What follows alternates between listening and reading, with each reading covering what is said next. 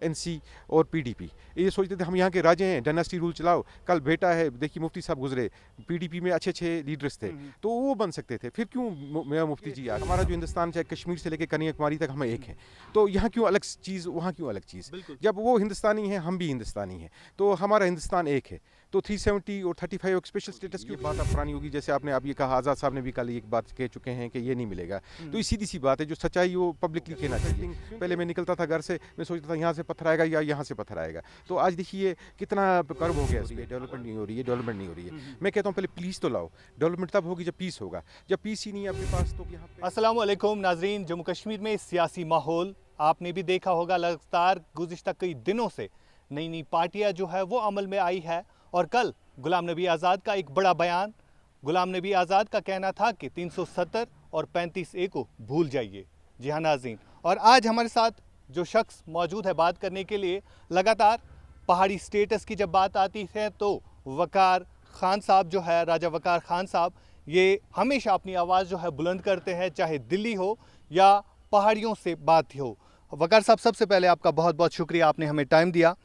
वकार, आपने बुलाया हमें यहाँ पे, बहुत बहुत शुक्रिया आपका। बिल्कुल वकार साहब, आपसे जानना चाहूँगा, कई सारी यहाँ पर रीजनल पार्टीज़ है, लेकिन आप बहसत नौजवान लीडर, आपने बीजेपी को चुना। ये बीजेपी जो कहती है वो करती है। बीजेपी का ये मोटिव है कि लोगों की डेवलपमेंट करो। हमको यहाँ पे कांग्रेस ने पिछले 50 साल से बेवकूफ़ बनाया। कभी बोला कि आपको 53 की पोजीशन दे देंगे, कभी बोला हमको पहाड़ियों को एसटी दे देंगे, कभी स्टेटस दे देंगे, या कुछ और बोला, किया कभी कुछ नहीं उन्होंने। तो ये मैंने इनकी पिछले में तो काफ़ी सालों से बीजेपी के साथ 2014 में मैंने बीजेपी ज्वाइन की थी सेंट्रल लेवल पे, तो मेंबर इनका बन गया मैं।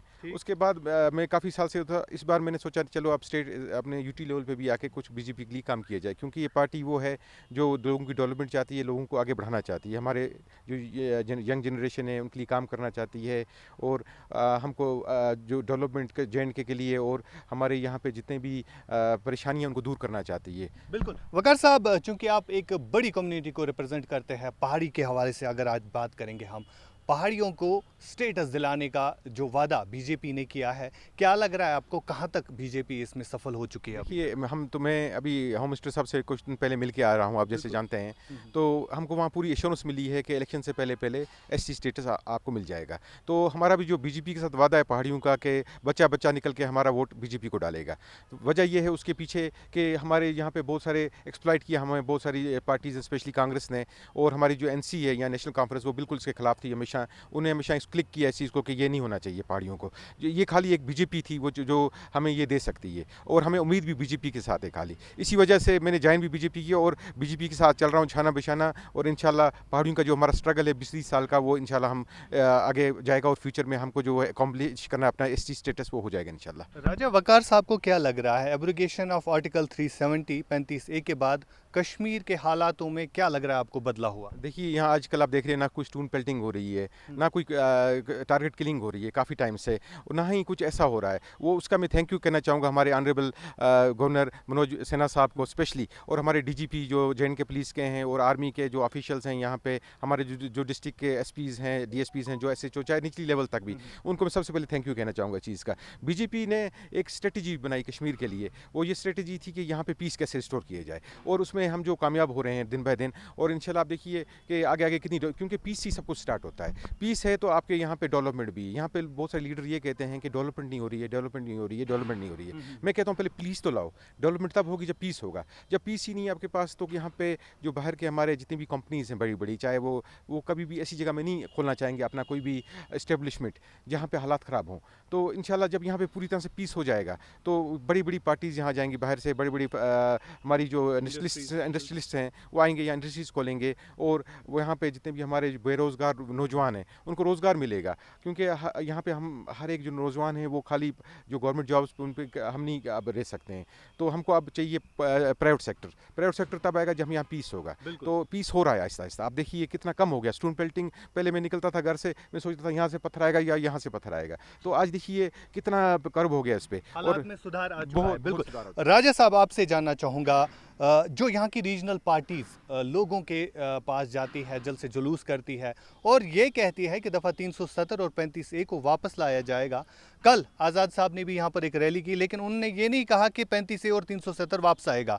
और यही कहना है बीजेपी का भी कि 370 और 35 से लग रहा है आपको कि लोगों को फिर से बेवकूफ़ बनाया जाता है। ये नेशनल कॉन्फ्रेंस ये खाली कहती है और हमारी जो पीडीपी है वो कहती है, उनको इसलिए कहते हैं कि वो इस चीज़ पे एक्सप्लॉइट करके वोट हासिल करना चाहते हैं लोगों के।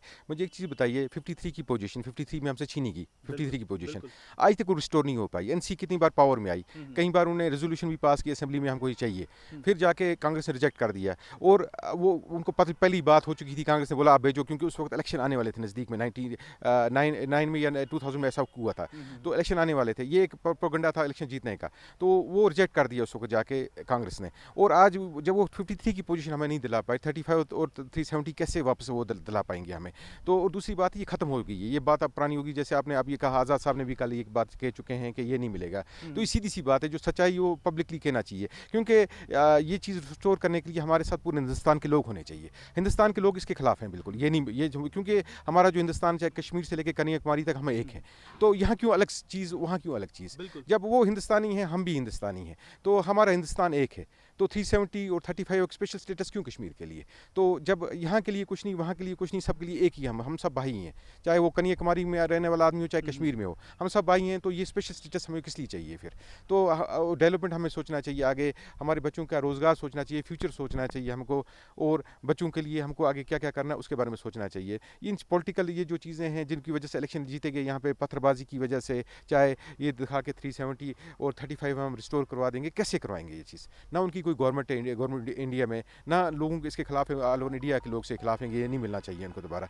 कोई भी गवर्नमेंट ऐसा नहीं चाहिए कि पूरे हिंदुस्तान के लोगों को अपने खिलाफ करके इस एक जगह को हमको ये दिया जाए। तो इसीलिए ये चीज़ मुमकिन अब नहीं है, तो इसको ये छोड़ दिया जाए और चीज़ों पे बात की जाए। अब खाली डेवलपमेंट पे और हमारे जो फ्यूचर है बच्चों का उस पर बात की जाए, और पीस और टूरिज्म पे बात की जाए, क्योंकि हमारा जो 30% यहाँ इकॉनमी है टूरिज्म पे चलती है।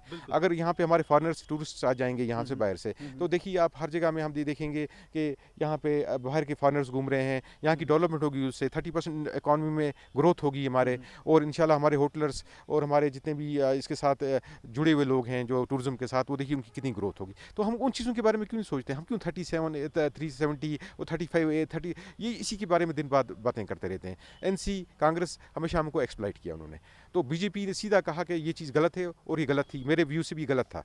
वजह ये थी कि ये लोग आके अपनी यहाँ राजगिरी बना रखी थी। दो पार्टियाँ, पॉलिटिकल पार्टियाँ यहाँ थी, एनसी और पीडीपी। ये सोचते थे हम यहाँ के राजे हैं, डायनेस्टी रूल चलाओ। कल बेटा है, देखिए मुफ्ती साहब गुजरे, पीडीपी में अच्छे लीडर्स थे, तो वो बन सकते थे, फिर क्यों मियां मुफ्ती जी आ गई सामने? अभी हमारे फारूकुल्लाह साहब थे पहले, अब उमरुल्लाह साहब, कल उनका बेटा होगा। तो ऐसा नहीं, डायनेस्टी रूल को हमको खत्म करना चाहिए, बिल्कुल ये खत्म करना चाहिए हमको।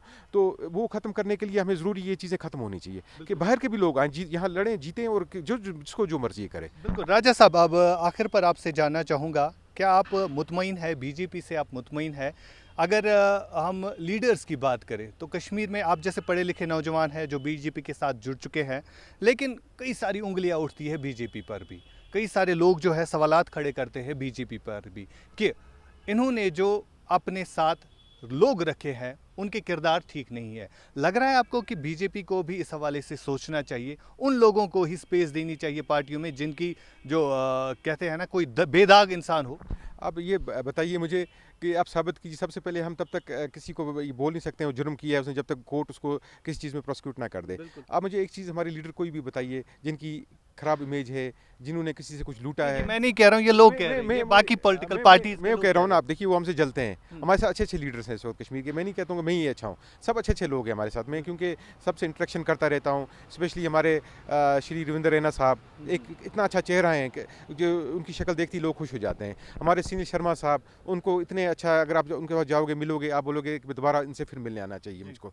तो ऐसे लोग हमारी पार्टीज़ में हैं, और नीचे भी हमारे ऐसे अच्छे लोग हैं हमारे पास इस वक्त पार्टी में कि बात ही नहीं है। ये हमसे जलते हैं इसलिए ये बात कहते हैं। तो ऐसा कौन सा लीडर है हमारे पास जिसका कोई इमेज ख़राब है? आप मुझे एक भी लीडर बताइए तो वो पार्टी में रहेगा ही नहीं, क्योंकि अगर वो इमेज उसकी ख़राब है। अच्छे लोग हैं हमारे पास, ऐसे ये फजूल बातें सुनने को मिलती हैं हमें कि इनके पास अच्छे लोग नहीं हैं, उनके पास। यहाँ किस पार्टी के पास अच्छे लोग वैसे हैं जैसे हमारे पास हैं?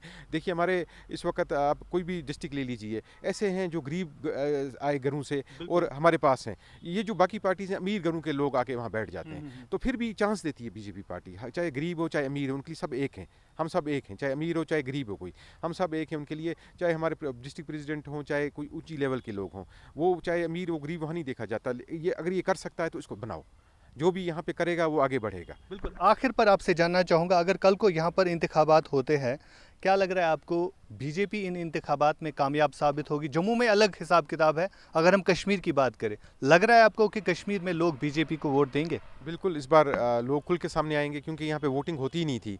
यहाँ पे खाली एमपी बना, मेंबर पार्लियामेंट 50,000 वोट पे 20,000 वोट पे बन जाते थे। एक ज़माने में तो 10-20 वोट भी पड़ गए तो वो जीत जाते थे। इस बार लोग खुल के आएंगे सामने, क्योंकि लोगों को डेवलपमेंट चाहिए, लोगों को अपने बच्चों का फ्यूचर चाहिए, लोगों को आगे एक मिशन जो इनका वो चाहिए वो कंप्लीट होना चाहिए। उसके लिए उनको बीजेपी ही वो चीज़ें दे सकती है।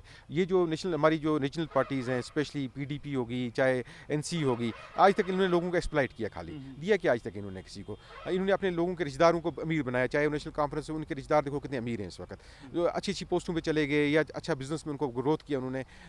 या पीडीपी में भी यही चला, खाली डायनेस्टी रूल और अपने घर की लोगों को उन्हें आगे बढ़ाया। हमारे हमेशा कहते रहते थे पीर बरादरी को खाली पीडीपी ने आगे बढ़ाया। तो ये बरादरियाँ, ये चीज़ें ये ख़त्म होनी चाहिए। अब हमको जो आगे बढ़ सकता है, चाहे हमारा बच्चा जो आगे इंटेलिजेंट है वो आगे बढ़ना चाहिए। ऐसा बच्चा नहीं जो कुछ कर नहीं सकता वो क्यों आगे बढ़े। जो हमारा गरीब बच्चा हो चाहे अमीर बच्चा हो, चाहे कोई बच्चा हो जो अच्छा है इंटेलिजेंट है वो आगे बढ़े।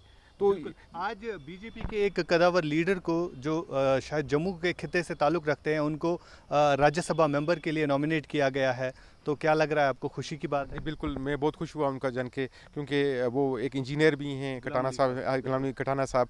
तो उनका जो मैंने कल देखा तो मैं उनको मुबारकबाद भी अभी भेजूंगा, अपने साथ खुद जाके मिलूंगा उनसे, उनको मुबारकबाद देखूंगा। अब देखिए हमारा बीजेपी किसी को भी बना देती है कुछ भी, यहाँ पे नहीं है कि पैसे दे के कोई आएगा तो उसको आगे बढ़ा देंगे। कटाना साहब कल तक सोचते ही नहीं थे कि मतलब वो भी आगे इतना बढ़ेंगे, राज्यसभा मेंबर पहुँच गए वो। तो इस ग्रोथ है लोगों की, जो भी करेगा वो आगे बढ़ेगा।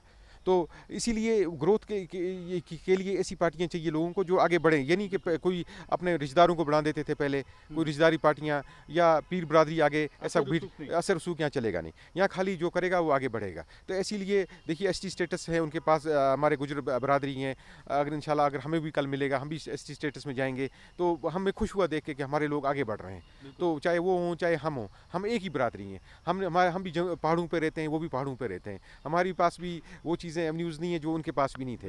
तो उनको चलो 20 साल पहले मिल गया, इंशाल्लाह हमको भी जल्दी जल्दी गवर्नमेंट इंडिया देगी। ये चीज़ें देखे कि ये भी नेशनलिस्ट लोग हैं, पहाड़ी लोग भी, और इनको भी बड़ी मुसीबतें उठाई हैं हम लोगों ने, और हमारे पास कुछ इतने एवेन्यूज़ नहीं है हमारे लोगों के पास कि वो आगे बढ़ सकें। तो इंशाल्लाह अब देखिए इसका एसटी स्टेटस मिलने के बाद हम भी आगे बढ़ेंगे और हमारा भी राज्यसभा में कोई आगे जाके मेंबर जाएगा। बहुत बहुत शुक्रिया। तो नाज़रीन, बात कर रहे थे राजा वकार साहब। इनके कहने के मुताबिक यहाँ पर जितनी भी पॉलिटिकल पार्टीज़ है, रीजनल पार्टीज़ की खास तौर पर इन्होंने बात की कि उन्होंने किस तरह से लोगों को आज तक धोखे में रखा। बहरहाल बहुत बहुत शुक्रिया ये इंटरव्यू देखने के लिए।